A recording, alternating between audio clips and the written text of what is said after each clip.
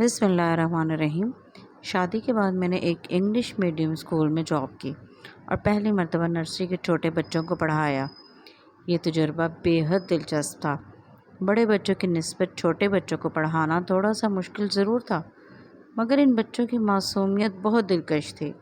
یہ بچے منافق نہیں ہوتے اور ٹیچر سے اپنی محبت یا ناپسندیدگی کا اظہار دھڑلے سے کرتے ہیں۔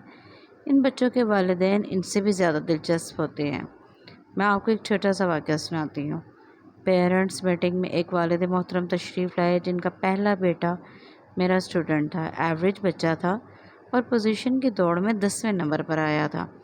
میں نے والد کے سامنے پیپرز فائل رکھی اور رزلٹ کارڈ تھماتے ہوئے رٹے ہوئے مخصوص جملے بولے۔ بہت ذہین بچہ ہے، تھوڑی سی محنت کر لے، لکھائی پر توجہ دے تو پہلی 3 پوزیشنز میں آ سکتا ہے۔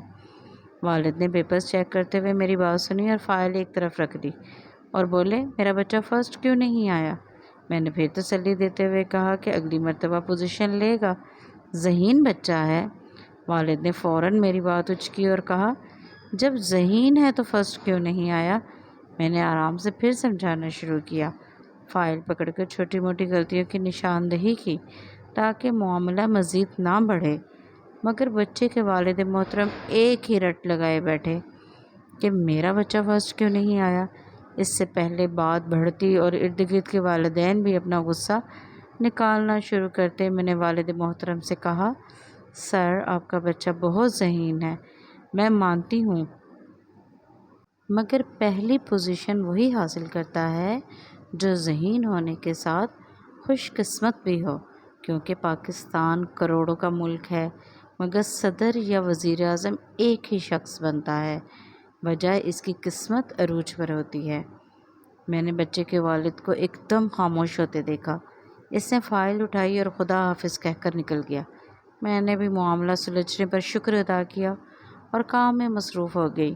اس سے پہلے کہ ناقدین مجھ پر بے حسی، خود غرضی یا ظالم ہونے کا الزام لگا دیں، اس بات کو سمجھنے کی کوشش کریں۔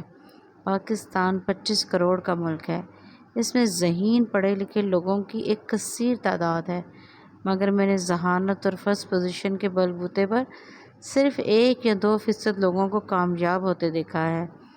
گورنمنٹ یا پرائیویٹ جابز کرنے والے تو ایک طرف، میں نے گھریلو سطح پر کم تعلیم یافتہ لڑکیوں کو سسرال اور شوہروں کے دلوں پر راج کرتے دیکھا ہے۔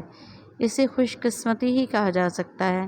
پاکستان کی سیاست کو دیکھ لیں، کیا عارف علوی میں کوئی بھی قابلیت آپ کو نظر آتی ہے؟ مگر وہ ملک کا صدر بنا اور عزت سے ریٹائرمنٹ کے بعد مراعات سے لطف اٹھا رہا ہے۔ عمران خان جس میں نہ قابلیت، نہ ہی کردار اور نہ ہی کوئی صلاحیت، ملک کا وزیر اعظم بن گیا اور اب بھی ٹھاٹھ سے جیل میں بیٹھا پورے ملک کے میڈیا کی توجہ حاصل کیے ہوئے ہے۔ مراد سعید جس کی اسکرین پر شکل دیکھ کر فاؤنٹین ہاؤس کا پتہ بتانے کو دل چاہتا تھا، اس نے بہترین وزیر کا تمغہ حاصل کیا۔ یہ جو بڑے جید صحافی، ادیب اور دانشور نظر آتے ہیں، سب نہیں مگر ان میں بہت سے افراد پر توجہ کریں، ان کے ذرائع نہ ہوں تو ان کے پاس بیچنے کے لیے کیا مال ہے؟ کچھ بھی نہیں، مگر خوش قسمتی کے بادل نے ایسے سب لوگوں کو ڈھانپ رکھا ہے۔ محنت بھی تبھی رنگ لاتی ہے جب خوش قسمتی کی چمک ساتھ ہو، ورنہ مزدور سے بڑھ کر کون محنتی ہوگا؟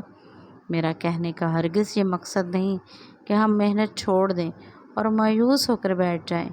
مقصد یہ ہے کہ بھرپور محنت کریں، کوشش کریں، مگر پھر بھی مقصد حاصل نہ ہو تو ڈپریشن کا شکار مت ہوں۔ دعا ایک ایسا ہتھیار ہے جس سے لوح محفوظ میں لکھے گئے فیصلے بھی تبدیل ہو جاتے ہیں۔ دعا آپ کے دل کو سکون دیتی ہے، آپ کی قسمت کی دھندلاہٹ کو ایسی چمک عطا کرتی ہے کہ دنیا کی آنکھیں خیرہ ہو جاتی ہیں۔ ایک استاد کی حیثیت سے میری صدقے دل سے یہ دعا ہے کہ اس معصوم بچے کو اللہ تعالیٰ ایک بہترین اور کامیاب شخص بنا چکا ہو اور سب والدین کو اپنی اولاد سے سکون عطا فرمائے، آمین۔